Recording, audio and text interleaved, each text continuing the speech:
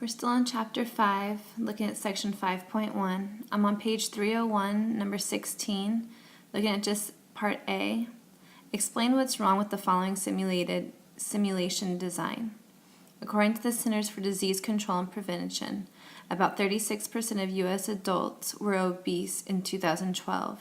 To simulate choosing 8 adults at random and seeing how many are obese, we could use 2 digits.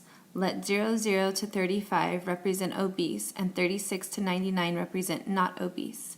Move across a row in Table D, 2 digits at a time, until you find 8 distinct numbers, no repeats. Record the number of obese people selected.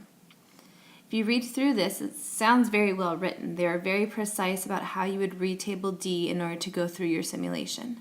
The problem is it's almost too well written. So with this, it's telling you how to work across Table D, reading it 2 digits at a time, but it says that you must have 8 distinct numbers with no repeats.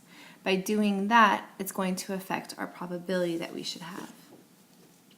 So repeats should not be skipped. For example, if the first number selected was 18, then the probability by throwing that out and not allowing it to be repeated, the probability of selecting an obese adult on the next selection would be 35 out of 99 rather than the 36 out of 100, because now we've discarded one of our numbers, which is going to change our probability, and it would no longer be 36%. So before, when we were working in earlier chapters and we were trying to select people to be part of our study, we had to have no repeats because we couldn't have the same person participate twice.